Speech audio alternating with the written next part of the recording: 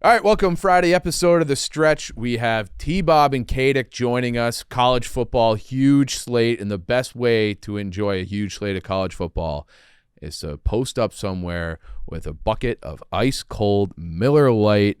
It is Bears season 2, and it's the 50th anniversary of Miller Lite. Bears game days are incomplete without those Miller Lites. It's the taste you can depend on. A great beer trusted by beer lovers for 50 years. Miller Lite is brewed for taste. Simply put, it just hits different. It just hits different. Only 96 calories and 3.2 carbs per 12 ounces. Miller time is always a good time. The original light beer since 1975 and still iconic 50 years later. David.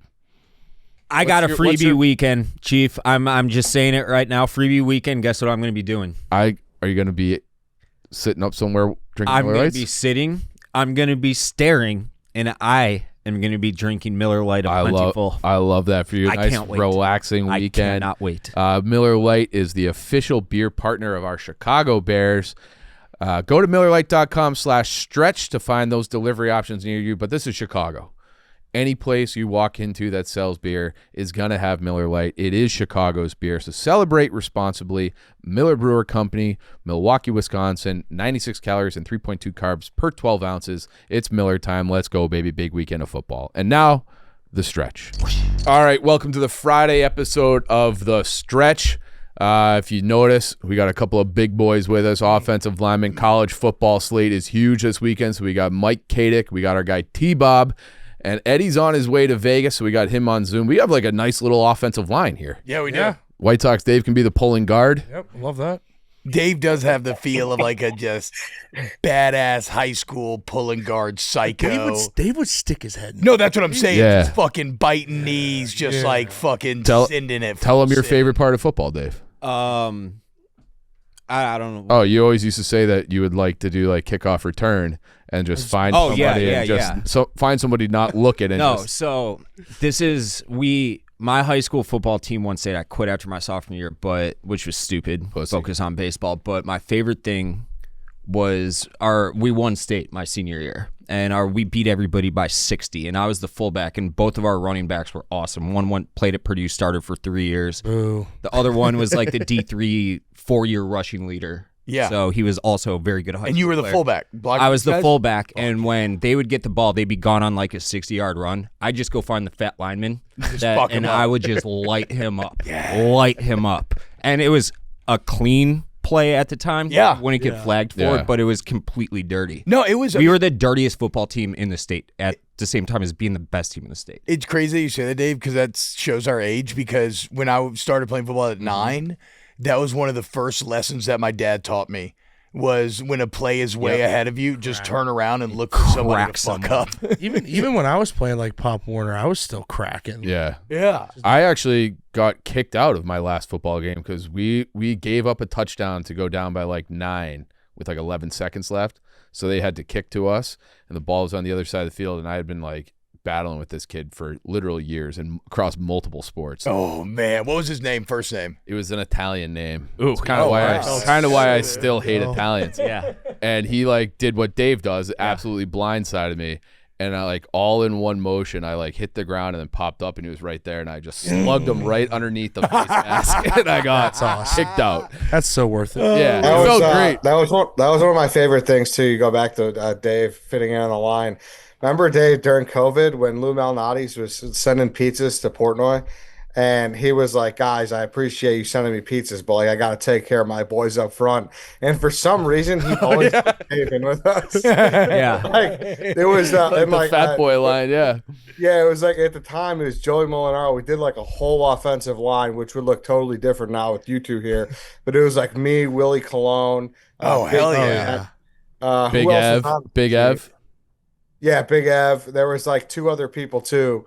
I gotta find it. It was so sweet. It was like a full Sunday Night Football intro. Graphic, awesome. Yeah. Now we have like, Willie Colon was obviously legit, but now we have like legit D1 O linemen. Yeah, if we still had Willie, that'd be badass. Yeah. Was Large on there? He's a big motherfucker. Large kind of gets left out of that stuff, but he should have been on there. Tall. He was an extra in Rudy. Really? Oh, really? Yeah, they filmed it while he was a student Why am I there. just finding this out? I just figured out yesterday that Casey was an extra in Succession. I didn't know that either. I remember hearing that. Yeah. Casey Smith? Yeah. I remember hearing She's that. like, and she's like on the camera, like Kendall Roy, like kind of like looks at her and like, I don't know. Yeah, it's crazy. There's a TV show that's filming right now, like as we speak, basically at Damon Tavern. Joel Edgerton's the star in it, who's a big name. I know the name. Oh, It's I'm on thinking of Apple Taron. TV. I'm thinking of Taron Egerton. Who's Joel? Yeah. Joel, he's a British dude, but he plays in a lot of American movies with them and TV shows with American accents. But I was walking the dogs this mid-ish summer, a couple months back, and Oh, I know this guy. Yeah. Yeah. you know me if you saw him, and they had all the trucks out there. They switched the name from Damon Tavern to I think Village Tap on the sign outside. Nice. And I got some random camera production crew guy. I'm like, hey, can I get it? I work for Barstool Sports, blah blah blah. I want to be an extra, just in the background for 10 seconds. I don't care. Emailed him, never heard back. Yeah. Oh, That kind I of. want to I be thought an that extra. story was going to end with No. you being in the movie. But I figured, I'm like, hey, Barstool Sports is right around the corner, like Yeah. only 3-4 blocks away, like That's like my Love Is Blind story, kinda. where I went through. They reached out to me initially after season 1 to be on season 2. It was filmed here in Chicago. No way. I went through 5 rounds of interviews, and then they're like, "We don't think you're in this for the right reasons." And I was like, Like, what do you mean? Well, tell him Yeah. the rest of that story. That's the best I'm part. getting there. Okay. And then so we were going back and forth, like, no, I'm totally there for the right reasons. And they're like, well, we really believe in this experiment. We don't want people who are doing it just for social media clout. And the only reason I went through is because I looked at the guy from season 1 who was like a no-name person, and he had like 900,000 Instagram followers. So I was like, yeah, I think I'm in on this. I definitely want to find love, guys. Yes. Yeah. Blindly.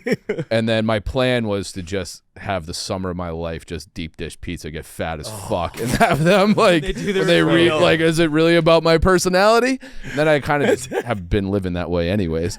And then they're like, we don't need Barstool's audience. We're a cultural phenomenon. And that was the end of the conversation. So They did kind of become one. I feel like it's dropped off, but Yeah, definitely. yeah, season 1, it was like, holy shit. Love Island took a lot of the Yeah. wind out of everybody's sails. I still feel. haven't watched any of that. I like my sister-in-law was into it. My brother's sister or my brother's wife, and we were like drinking, watch a couple episodes. And we stayed with them this summer, and it was kind of fun. And I was like, okay, I could see this. But then there's an episode every fucking night. Every day, dude. I'm not watching an hour every fucking Oh, that's night. It's almost, they should just do it just on social media. Yeah, like that's a Follow good people. concept. Yeah, I think Like okay, so. like you just film just everything in like Correct. clips, like phones, Yeah. just like oh yeah. I mean, think that's a somebody good somebody idea. should do that. Yeah, I wonder who You did can that. become a star doing that. Yeah. Definitely do that. Yeah, I wonder who did that. Yeah. I was talking to Gruden earlier. He's like, Katic, put him on the beach house. Big old lineman there at the beach. That's a pretty good Gruden. That is a really good Yeah. dude. And then Ed, like, what's going on? What's do you have the itinerary? You guys know what he's doing this weekend? Yeah, he's at the Peppermint Hippo I love how they just took another kind of fat African animal and a mint. and a different type of mint. Yeah. I want to make the wintergreen walrus. I love it. I love it. I got Yeah, the whole about time I've been $5,000 trying to of find this liquid offensive cash. Line. It's. I now remember Glenny was on it, Clem was on it. Like you guys would definitely get a kick out of it. But yeah, big weekend. We're going out there, me and Lance. Friday night we'll be at Peppermint Hippo. Saturday, I mean, I think that's what we're going to talk about today, right? Like, Yeah. It's a the huge. slate of all slates for college football. Beautiful. Like just fired up. I'll probably just plant down in a sports book and sit there for 12 hours or however long. But and then go to the Bears game on Sunday, which I assume is going to be. I don't know. I think Bears fans will take over. Like I do over. too. They already said Stadium. 50% of Bear or tickets sold were Bears fans. I saw Yeah. there some Yeah, shit. for sure. Yeah. That has to be a Vegas problem, right? Yeah, because totally. everybody wants to make the trip I to go think watch they their knew team that, play. too. Yeah, they knew that. You're Yeah. right. They And knew I that think going that there's no real Raiders fans in Yeah. Vegas at this point. No. in. True. Yeah. So Well, I don't Yeah. know. I mean, We saw him out there. talk to Blutman. He's like, nobody gives a shit about this team. yeah, but I think Blutman is just he's like the opposite of the world. He's back of the That jersey. is true. front of the jersey. Yeah. Yeah. He just likes the players instead of like the franchises, like we all do. Yeah. Like they warmed up to the Knights pretty well, and he's a Knights Real fan. quick. He I guess loves I'm the speaking for Knights, both yeah. sides. But yeah, I don't know. I'm excited. Allegiant's unbelievable. At least it was for the Canelo fight. So I think it's going to be cool. Did you see the latest news of the Bears Stadium? I saw that, and I'm done looking at renderings because I feel like this is what the fourth or fifth one we've seen already. We've had a few, but I wanna see this is the first time where they've announced like they have a design partner, and it's some company called Manica who did the Raider Stadium. Raider Stadium does look tight aesthetically too. It looks like the fucking Death Star. Yeah. Or I guess Death Star's not black, but it has like a Empire feel, from Star Wars, which doesn't really fit our vibe. No, you can't do that. Yeah. But I guess what I'm saying is it does fit the Vegas vibe, though. For sure. And so I would trust him to maybe get something that would The fit. rendering looks almost identical. So Yeah, we already did the work. Do you want to just cut and paste. Yeah. Oh, wow, you're right. Yeah. Never mind. Is that a dome? Or you're going to Yeah, we're gonna have a dome. They want to have concerts. and Bear weather's done. Final Fours. and all Fairweather's that done? bullshit. Boys, how do we feel about that? I'm sad.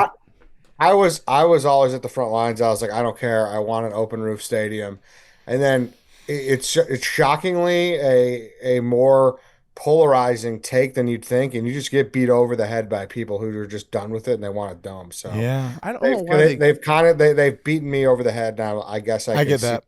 See, I don't know why they can't just spend a few extra $1 million and make it a retractable roof. Like it doesn't have to be the Atlanta death. Like that's a death. Yeah, It opens up anus. fucking It doesn't have to be that. Just have something slide over so we can have kind of the best of both worlds. But what do I know? But yeah, like Ed said, huge monster college football weekend. Enormous. Yep. And I feel like you guys are kind of uniquely positioned to talk about a bunch of these games. You were just at the IU Illinois game. Absolute bloodbath. Yep. I hadn't been excited to watch a just random Big Ten game like that in a minute for teams I don't really care for. Yeah. And I turned it off within 15 or halftime. It was an absolute bloodbath, man. And Katic was leading the charge, front row, shirts off, Chugging tarps beers. off, chugging. What was it like going as a fan for? It was such a weird. So watching it on TV as a fan, I'm like, I freak out. I'm like, I'm trying to make calls, like, because I know every play just off, like, based off personnel and like where Pat's pointing. But being on the field, like pretty much on the field, we were front row, but we were in the end zone, so it was weird. Like I couldn't see the defense much when we were on the offense, but when they would score in the end zone, dude, and all the boys would come up and like dap me up, it was that had to be so fun. It was so cool. They would come and give me hugs. I was just yugging beers, and my family. They sell was booze there? Huh? They sell booze there? Yeah. Oh yeah. It was all Mike, free. how for do me. you feel about Illinois? I just thought, I don't know if the momentum, their offensive line is horrendous. No, like just in general, like just as like a program. Like Yeah. Oh, rank like your top 3 hated Big Ten teams. I don't hate them. I don't. My top 3 hated teams is Purdue #1. Easy, yeah. Penn State's up there just because growing up and like that. Yeah. I just hated them, and I always hated playing Rutgers. Just, I don't know. It's all the way on the coast. Like they're so lame. Like it's like it's just the place they play at. It's just, I don't know. Not a Piscataway guy. No, it's just not somewhere I'd like to be. What was the best atmosphere you ever played? Nebraska. Nebraska, really? Nebraska. Balloons. poor Nebraska fans. Dude, it's mind-boggling. If you can ever go to a game in Lincoln, it is. You'll be Insane. blown away. Okay. Blown What about you? Outside LSU craziest at night, place? outside of your own home. I think so #1 would be the Swamp. The Swamp at night in a big game is pretty unreal because it's built vertically, very vertically. That's how Nebraska is. And there is about 10 yards, feels like maybe like less from your bench to the stands. So that you can hear them, they're on top of you and they just fuck with you constantly. Tennessee was very loud. That's over 100,000 people. And I didn't think Alabama was bad until they went to 100,000 people. And then we played in that game of the century in 2011. And that was a 9-6 game. And that bitch was fucking rocking. Yeah. But I would say you got him. Yeah, we got him. We got him. I would say the Swamp though. The Swamp was just fucking madness. Iowa's the same way. Indiana's Vertical? Indiana's playing at Iowa this week, but right on top. I mean, they could have stuck out their arm and touched us. Yeah. This whole thing. And they're just fucking. Oh yeah, you piece of shit. Fuck you. How loud was it playing on? Just chilling. How loud was it playing on the lake at Northwestern last year? Oh, dude, I mean, I couldn't hear anything. Probably hear Ryan and I can. Yeah, we were sitting front row in the end zone. I could hear my parents in the stands, dude. Yeah. It was ridiculous. You got it, Mikey. That was great. crazy. We were just like, they were like, we were at the picnic tables in the end zone. We're like, Yeah. Someone get us another high knee. That was bad. The new Northwest The new stadium looks awesome, beautiful. It's Though. gonna be Supposed to be beautiful. cool. Let's talk a little Indiana, Iowa. I feel like since we're already here. Yeah, it's the environment that's scaring me a little bit. I think Iowa showed a lot last week against Rutgers with their offense. I think Gronowski's a great runner. Coming online. Yeah, great runner. Their special teams is scary. Always. That Weegen, the returner, returned one last week. He's electric. And then their defense is always solid. But I think I was worried about Illinois' defense last week, and I think the offensive line, Indiana's offensive line, will get those guys ID'd up, and I think it'll be another rushing attack, big game. I think Mendoza is unbelievable. He's super accurate, gets the ball out fast. Iowa's going to have trouble getting to him. So it's just going to be a battle of the boys up front again. This is a question for both of you guys. How real is the trap game, the letdown spot? Like, you just had a big win. You're kind of feeling yourselves. Week, right? Very. Yeah. So is it like? But the thing that helps us this week is we have a bye, so we're not looking. And then we have no. We have Oregon next week. Yeah, that's what I thought. No, this is a classic sandwich game. Correct. It's a scary But it's spot. kind of not a sandwich game though, because Iowa's a traditional Big Ten power. Yeah. And that is Right. true. And Sig doesn't let anyone think about a week ahead. Okay. Like, he is maintaining the focus in the standard for this week. If anyone talks about Oregon, he'll fucking lose their shit. Good. Yeah, you should. How is he an Indiana lifer moving forward? Is Cuban going to let him go? He's been saying he wants to retire in Bloomington. His wife loves Bloomington. She fell in love with He's him. a fucking king there, right? He's got to be, dude. He's older, He's too. Why would he 60-something, leave? right? Yeah. It's kind of the same thing with Leipold at Kansas, where it's like, like he's done a great job there, but the idea of him starting over at 65 years old. No, but he does. Florida. What's scaring me is the Alabama. It's probably going to open up, and he started kind of there with Saban. I don't know, and they have the money to buy him out, but that could, yeah, maybe. Scare me a little Alabama bit. fans though might think their shit don't stink a little bit. They might feel like they're better. spoiled. Alabama fans. That's what I'm saying. They might feel like they're better than Cignetti right now, though. That you could realistically. I don't think anyone. I mean, maybe Marcus Freeman. Considering the state of Indiana's program. Yeah. No, it's an unreal job. And like, as long as they have Yeah. Cignetti, I think that Indiana, the question that I've been asking is like, why can't Indiana be a national championship program? And probably the best counterpoint I've heard is that, they can't even do it in basketball. Well, the people keep saying that, but here's the thing, dude. Let's be honest. Everybody's a basketball school till you get a little taste of football. Yeah, for sure. Well, once you sup from the football table of success, you're kind of like, okay, basketball's fine, whatever. Right.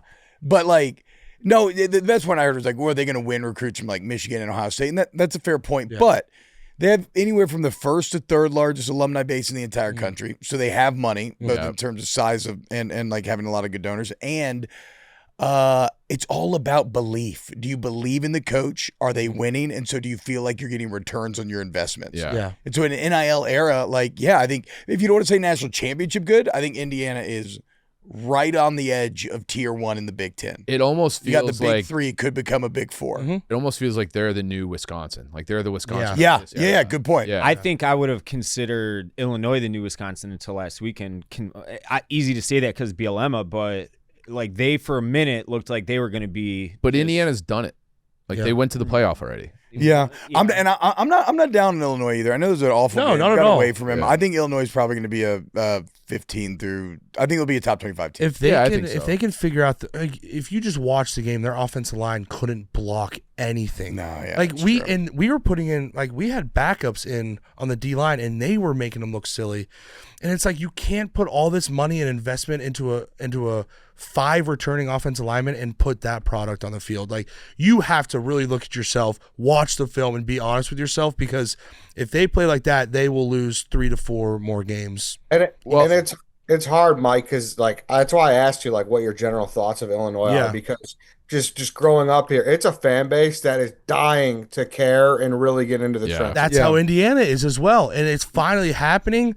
But obviously, there's so many things that go into winning a football game. But if you can't protect Altmaier, who is a great talent, if you can't protect him and let him work and use his feet and scramble and things like that, like the pocket was collapsing within 2 seconds of that snap. And it's like, you can't expect him. Yeah, he made some bad decisions, but you can't expect him to be comfortable back there. Can't even get to his drop. Exactly. Yeah. He can't get to his second read without, Indiana being in his face. And that's just, it can't win you games. Yeah. Well, I don't know how you feel, T-Bob, but we obviously the Tuesday, a couple Tuesdays ago before the game, we had Bielema on. Dude. Honestly, I was drinking the Kool-Aid. Like I am still yeah. I'm with you, Eddie. I fell in love. I think we both did. We looked at each other like, this guy's fucking awesome. Yeah. You could tell the story, T-Bob, what he said about Altmaier. Like, I think we both looked at each other. Oh, yeah. So when because Altmaier had a really bad year one start after transfer from Ole Miss. Like, I remember doing my preview last year and just being like, Illinois is going to be dog shit. Luke Altmaier sucks. He had like 10 touchdowns, 13 picks. Okay. But I guess he threw 5 picks against somebody, big team. He threw 5 picks.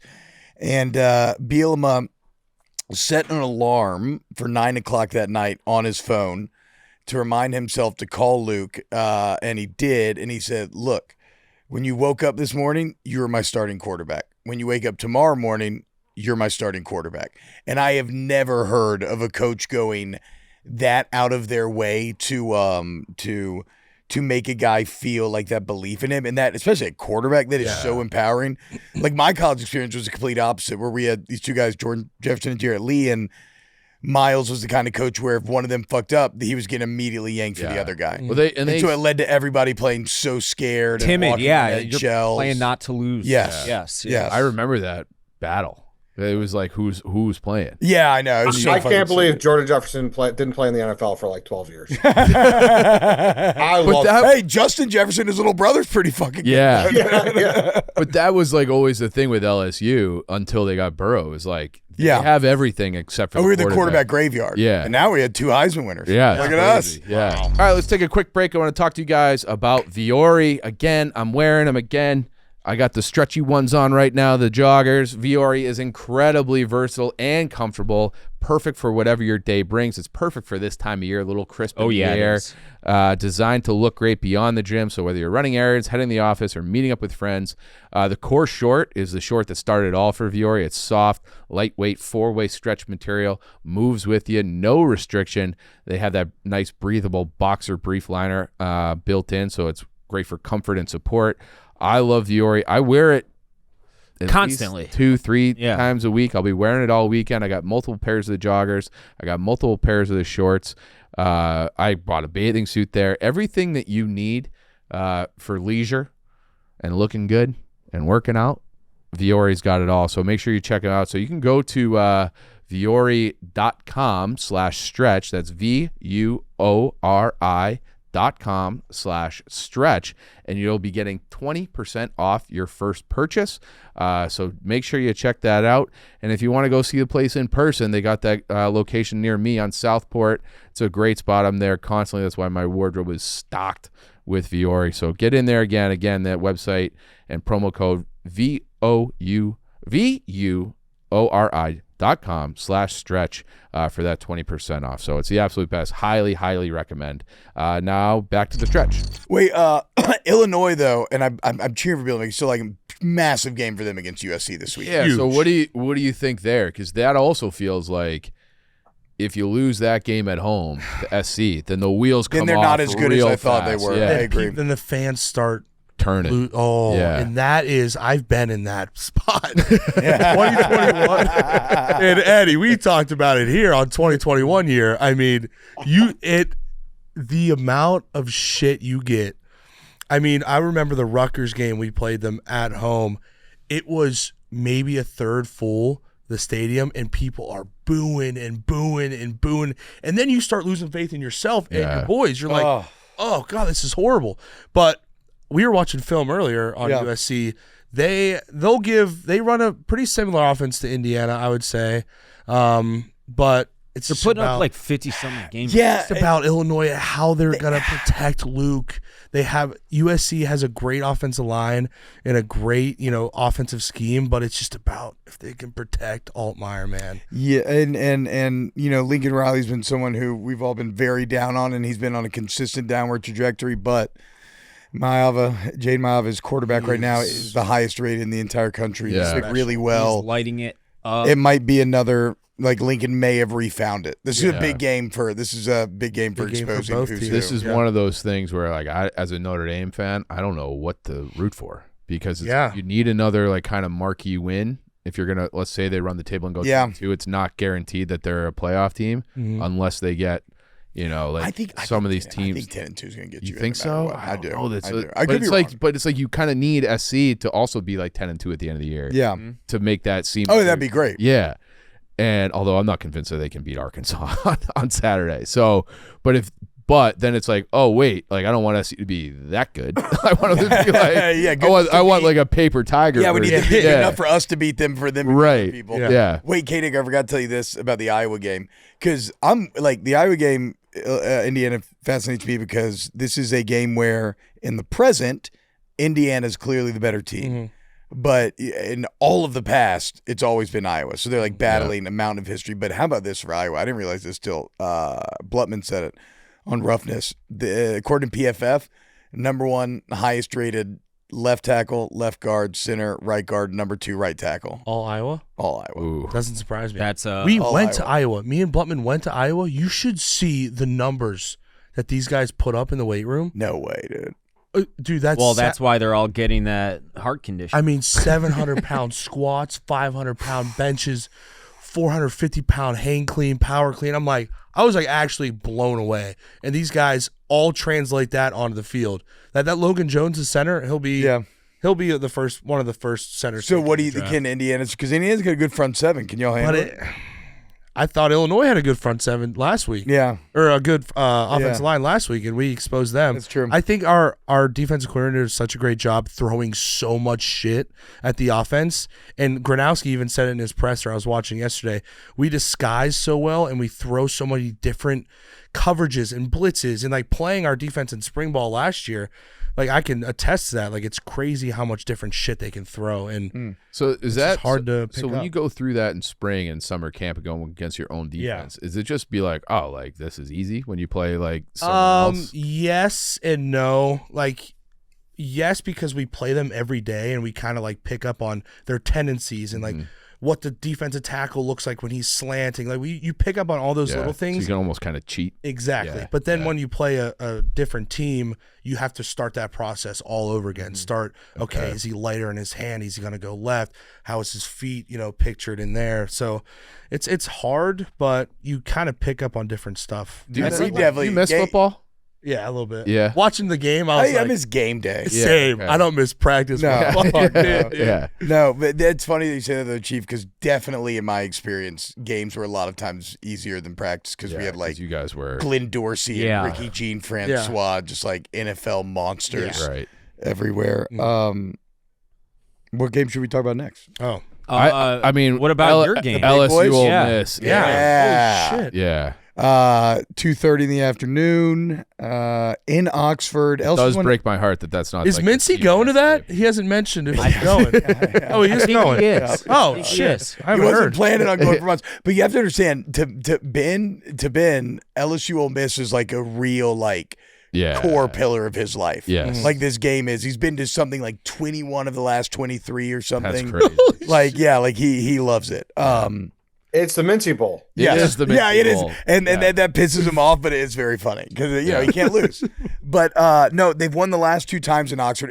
In Death Valley, it's almost always LSU. In Oxford, it can get wonky, and this game is all about the emergence of Trinidad Chambliss. What a name! I know he's the Ole Miss, he's the Ole Miss quarterback who. So Ole Miss had this quarterback Austin Simmons. Last year, he came in for 1 series against Georgia, led a touchdown drive, looked incredible. Then Dart came back. So we all use that to be like, oh, my God, Austin Simmons is going to be incredible, and he's been hyped up all offseason. He was really struggling. He got hurt. And then all of a sudden, this dude, Trinidad Chambliss, comes in, and he's been a million times better than Simmons. He's like a phenomenal athlete. Yes, too, yeah. right? He's the Division II national champion. I think he's in his 5th year, so a very experienced guy who's won and I believe in winning at any level, right? Yeah, definitely. And he just looks so much more comfortable than Simmons. Like his emergence is why Ole Miss is favored in some books in this in this game. Okay. Actually, DraftKings, they're favored. So it's a coin flip. It's a classic coin flip. I just can't wait to. hurt too right now, right? Nussmeier is dealing with, it's kind of like rumors of a like torso thing he's been dealing with. And the offense was good for LSU last week, but they've been really bad. I will say this, final note in the game. LSU's defense has been awful for 5 years. They finally have an elite defense again, and their play caller is very good in Blake Baker. So Blake Baker and Lane Kiffin calling plays against each other is going to be fantastic. Whit Weeks. Oh, yeah, and then Whit Weeks is banging Coach Kiffin's dog. Yeah, fire. She's a rocket. Bet the over. They're both rockets. Yeah, I was. Yeah, he's handsome fucking. God, that fucking guy. Where are you? Where's LSU and the fan base with Brian Kelly right now? Bro, all it is if you win, you're cool. So everybody's cool. Because he got off to like a weird start there. Yeah. He kept losing the first game, but then like year one, he made the SEC championship. Yeah, but he also had the fake accent. Yeah, it was like an odd. Pulled a fucking. But bro, I've covered. So y'all get this like covering like local teams, but it's all about winning. Yeah. You know, it's like okay, so year one, right? He loses a couple games early on. Yeah, and it's like. This fucking guy, dude, you know, he's out golfing all the time. Like, he's fucking running around. And then you beat Alabama, and it's like, I fucking love him. Dude, this guy's the fucking best. Golf all the fucking time. You're going to Atlanta? What? It's one of those it's things now, though, where, like, knowing you now, T-Bob, I wish I was friends with you, and I knew you when that clip came out, when he broke out the X on the basketball court, to just see your facial expression when he I was fully in the, I was fully in my state. I was doing state-run media. I was defending my guy Brian Kelly. Now listen here. Let me tell you. You know, he just got infected by the culture. But yeah, I don't really have a great prediction on the game. Okay. It's an absolute that coin afternoon slate is. I'm more excited for that. I mean, I think another game to watch out for is Washington and Ohio State. Yes, that line is shockingly close. I was watching film on Washington the other day. Dude, they are electric. Really? Their offense is that quarterback is unbelievable. Damon Williams, that's the player to watch this Dude, weekend. I think I might take Washington, either straight up or points. I'm not even kidding you. I'm going to check. I am so high on Washington, and playing in Washington, that place will be going. I don't know. It's a cool stadium. I got a weird feeling, man. I watched them on film, and I was like, I like Washington in this. Blutman claims they have the 8.5 right now. Best combination of QB1, RB1, and wide receiver one in the country, and that's a valid case to be McLaughlin, I think, is the wide receiver, and then Coleman's the running back. Yep. They are both. Coleman's like a 260-pound bowling ball that can move. I love a running back like that. Yeah. I love a bowling ball running back. I might take Washington, dude. I'm really high. What is the line? Ohio State minus 8.5. I'd definitely give Washington with the points. I might take play. The points. Little action. I don't know if I can go full money line. This is how good are they really game for Ohio State? Yeah. Because I think they're very good. Yeah. But this will be a bit of a measuring stick for like how good. Yeah. Because right now it doesn't feel like there's like a college football behemoth this season. No. Ohio State's maybe the one with potential. So if they come out and smoke Washington, then that would be a statement there. Yeah, true. They could always do that. I mean, it is Ohio State at the end of the day. But I'm not super high on Ohio State's front four on defense. They are all backups last year and all new guys coming in.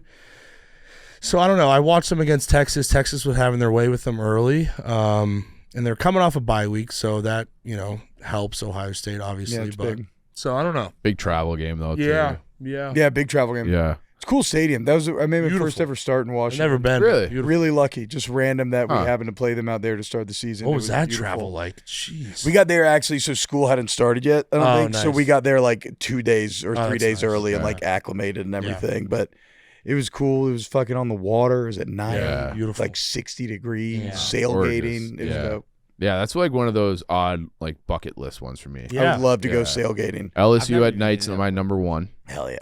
And then Let me know, Chief. I got you, bro. All right. I want to go to I've never been to an SEC game. I've been to Knoxville twice. And I went to like 2 of the best games they've had in the last 25 years. Which ones? I went to, I think it was 2015. It was either 15 and 16 or 16 and 17. Went back-to-back years. One was like the first year they had a good SEC win in forever. They were down huge against Georgia at half. Oh, is that the one they came back in? Came all the way back and won. And then the next year. The Hail Mary one? No, that was a couple years later.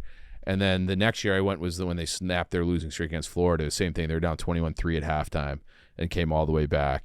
and they were both like the loudest stadium I've ever been in. Yeah, that's the thing is like we get kind of we sometimes want to be like, this is number one too much, but like I kind of think there's like a tier where it all becomes indiscernible, and like you won't find a louder crowd than what you experience in those comebacks. And it was in like if I saw them play, I don't know, like a random game against Ole Miss where they won by 10, like where it's just you're not. No, you needed the desperation to be built up. It was like a perfect storm, and I just caught it 2 years ago. Yeah, hell yeah, dude. It was awesome. But yeah, Washington's pretty high on that list. I like them. I mean, we got to talk about Oregon. Yeah, obviously. Yeah. Katic, you hate Penn State. Yeah. What was that stadium? So I went. Remember when they beat Ohio State on the blocked field goal in like 2016 or something? Ohio State was number 2. Yes. Yeah, it's like Franklin's only big win there, right? I was at that game. That place was booming. Storm the field was eating the grass, and then little did I know 4 years later I'd be playing on that field. But every time we played them, the old like, oh, you guys weren't anything. Like when I did my loudest stadiums I've played in ranking, people were like, oh, you didn't even play. Like you weren't a good team when you played at Penn State. But I was like, it was still loud and it was still full. Like just because Indiana was asked when we played you guys doesn't mean you guys can just skimp out on being the fans. But no, that place gets going. It's a whiteout at night. Yeah, it's gonna be sick. Yeah. But I like Oregon. Oregon too, dude, huh? Oregon lost. It's like Mr. New Big Ten over here. Give me all the West Coast teams. You got USC, Oregon, and Washington. Yeah. The thing is, though, it's like Dan Lanning. They replace so much talent, but they replace them all with just more 5-star talent. Yeah. And Dante Moore's look really sharp. Will Stein, the OC, is one of the.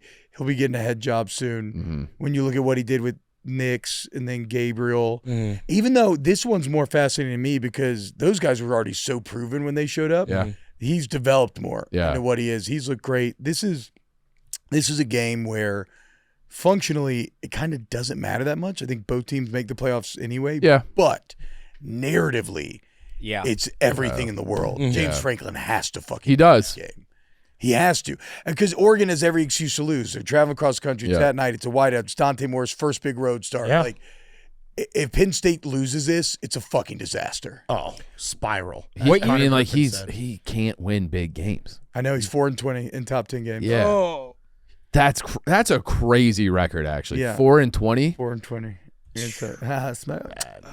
What is years there a were big you game at? this weekend here that like is getting overshadowed that people should be talking more about? I think the Notre Dame Arkansas game is going to be a shootout. That's no defense in that game. The total's 64.5. Yeah. Damn. So that's going to be, and it's 11 a.m. kick. Arkansas could be 4-0 right now. They just find ways to fucking lose games. Their quarterback's fucking scary. Yeah, Taylor too. Green's a beast. Yeah, 6'6", can run. Yeah. No, Eddie. There's more in here. I gotta bring this up. You got it brought up, Kate, Mike. No, my overshadow one was going to be Washington, Ohio State. That was mine. That like not a lot of people were talking about, but I was super excited about. I feel like no one's talking about Georgia, Alabama either. We haven't even talked about Georgia, Alabama. Kalen DeBoer's got a lot. He's got to get a win. I think this is the end. If they get their doors blown off. I hate to say it because he coached me at Indiana, but yeah, he needs to win bad. Yeah. All right. I mean, the Friday slate's great. FSU and FSU. What about UCLA Northwestern? Easily Northwestern's actually favored in by a touchdown. Yeah. But Friday. So there seems to be a lot of watch out for Virginia narrative. I heard that as well. It's floating in the air. I think Blutman is that just because Malisek's in the office today? No, it's not just it's not just Blutman. Blutman was on it early, but I've seen it out of a lot of different corners of the college football world. So that's something to watch. TCU ACU Friday night, or TCU Arizona State is a massive Big 12 game. Brandon Walker would say Tennessee at Mississippi State. Yeah, sneaky big game. Mississippi State's undefeated. Yeah. I think Tennessee probably handles them, but State being at home makes that a little. It was fucking. Oh, you got Auburn A&M. Fucking. Brand on brand matchup. Brand on brand, and it's like Auburn kind of needs it, a little bounce back game. But if this is like everyone always says like Notre Dame's a fraud. A&M's like the biggest fraud to me in college. Yeah, bro. They get 8-4, baby. Yeah, and they're always like, oh, but they had a top 10 recruiting class again. and it never materializes. I think this might be the year where they're like a playoff team. So I love blue chip ratio, which is and again, I love it in the context of it. It's the percentage of the roster that is made up of 4 or 5 stars, right? And it doesn't mean you're going to be good or not, even though no team's ever won the Natty that hasn't been over 50% since they started tracking it. Okay. But I use it as a tool to judge coaches, right? So if you're consistently that's why I was so hard in Miami for so long. Yeah. If you're consistently in the top 5 and the top 10, and yet you're finishing unranked or in the low 20s, like you need to be. You're the problem. Yeah, like you're the problem. You're lowering your talent. And so this is a massive year because that's been A&M under Jimbo Fisher and Sumlin. Who was the other guy? Sumlin. So this is a massive year for Elko to prove that he can take that step forward. He can live up to the talent they have. And I think the quarterback, Marcel Reed, gives him the chance to do it. I think he's pretty good. Their receivers are Receivers really are good. beasts. They got Casey Concepcion. Yes. Fun name. Yeah. Who do you guys think are the best quarterbacks you've seen this year? this year? Bro, it's changed so much from what we thought. I think Mendoza's in that conversation. Dude, Yeah, absolutely. that's why I brought it up, dude. Yeah. He is awesome. He is. He is awesome. Was their quarterback last year? Curtis Rourke. I think he might be better than Rourke, and Rourke was awesome. Rourke was. I love really Curtis good. so much. I'm a little biased, but I love Fernando as well. I think what Fernando does so well is not only is he accurate, but he picks his spots so well, and he's so smart with the ball, and his pocket presence is really good. Like he knows, like he took 1 sack in the game because there was a bust on the offensive line, but he knows when to run and he knows when to get down, when to get out, and like he's so accurate with his passes that I just think he's so hard to coach against because of his ability to use the pocket and use his ball accuracy to make great throws. The touchdown throw to is it EJ Williams in the back of the end zone where he put it just up above everyone was like a. I was watching that was like the Montana to yes, catch. Yeah, the catch. I was watching the back view, like his view of. I'm like, how do you see it? I don't know. That's just the quarterbacks, dude. It's just like the depth of the anticipatory throw. But he's like way more of an NFL prospect too than Rourke was. Yeah, well, he's 6'5" and he's giant. Rourke was big too, though, wasn't he? Yeah, he was. Yeah. But like Mendoza, just like he feels like a guy that's going to be like a day 2 pick, and everyone's like, "How do we wait to pick him?" Yeah, I feel like I'm starting to get some. Starting to get some. We'll see where that goes. Yeah. Alabama, Georgia. Obviously, we haven't talked about that. 6:30 ABC. I just don't. I don't think I can see Alabama. I know they've had Georgia's number, but it was really sad.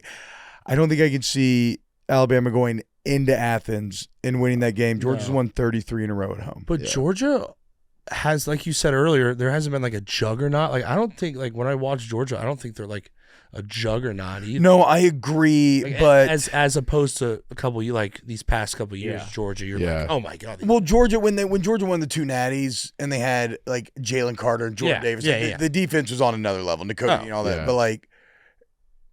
But even so, them finding a way to win that game in Knoxville was fucking crazy. Yes. Because they were dead in the water. They were. So I'm going Georgia. Do you think NIL, because we were talking about how it's like it doesn't feel like there's a juggernaut team this year. Do you think NIL is kind of like I think it's democratized. making more parity? Yes. Yeah. 1000%, the dude. field. Yep. Because I would have anticipated it being the opposite. Me like too. the rich get richer I kind know. of situation. I know. But I used to say that all the time when it was all coming about, and I was completely wrong. But now you have all these amazing players going to different not smaller schools, but like conferences that they don't belong in because they're getting millions and millions of dollars. But usually, like in the Nick Saban era, like they would have gone to Nick Saban and and he just has 100, he has 85 stars, right? Where now they're like, I'm not going to ride the bench. These people want to pay me fucking $800K, and I'll show up and play right away. Exactly. It's You're interesting. getting Mike Katic staying for a 5th year because I think you have these 2 funnels where that lead to kind of the flattening, where it's like we said, the top rosters now, they can't maintain their depth as much because those guys want to go play elsewhere. Yep. And then the group of 5 feeds up and do it where all the best group of 5 players then get upgraded. Yeah. And so all of a sudden, like, you're no longer fucked because you didn't recruit a position correctly. Yeah. It's like it could be a death sentence before. Yeah. And now you can fill a gap with at least somebody serviceable. One off season, Yeah, one off season. Yeah. You gotta have money though, but whatever. Yeah. But it feels like every time I read something, it's like, oh, they got a guy pouring $400 million into athletics, and it's like, well, I guess watch out for Kansas. They're about to be a football power. You got to have a billionaire. Yeah. Imagine that. Like they rule the entire world. They shocking. Firmly rule college football. Is Cuban like just making it rain in Bloomington? Yes. Yeah. Oh, for real? Wait, Mark Cuban's a who? Yeah. Oh yeah. Meet him? Did he ever come around the program? Yeah, he came to Kilroy's one night after one of our games. I was hammered, and he was just like drinking. Wow. He loves the basketball though. Yeah. He pours into basketball, but they just can't. they're not. Yeah. Lower prices in basketball though. If you want to be a Smaller an investor, You only, smaller you only need like rosters. 7 guys to Yeah. be a Yeah, great that's team. what I'm saying. So Yeah. You pay him, but yeah, it's gonna be a fucking awesome weekend. it's I gonna be can't great. This fucking is a great couch weekend. I'm gonna be on this couch down there. Yeah. 55 games on. Dude. Don't drink too much. No, I'm not. Yeah. What would happen if you drank too much? No, I got I know, T-Bob. You I was live wrong and for you. I didn't. you live and learn. You live and learn. Oh, Yeah. man. Yeah. Oh man, that was fun. Were you like hammered? No, I mean I still did like a show. That was fine. I just like you got to understand. I'm coming from my old post game show at LSU. I would be just absolutely trashed. I'd be on amphetamines, and we would just act insane. It was at a cigar bar immediately afterwards. sick. Cigars, Yeah. and I would act a fucking fool. I'd talk about fucking my co-host's wife in the ass. Nice. I'm not like watching Santa fuck my wife from the cuck chair, like anything. And so that's how I've done post game for like 5 years now. Yeah. And so I just, I'd like 6 bottles of wine, just thinking like, just 6 fucking- bottles. just Casual fucking- 6 bottles. Casey might have Yeah. been like 4 or Yeah. I don't know, but whatever. But yeah, I'm Who's just thinking, counting? I'm just thinking like this is just college football Saturday. Yeah. And then no. Different.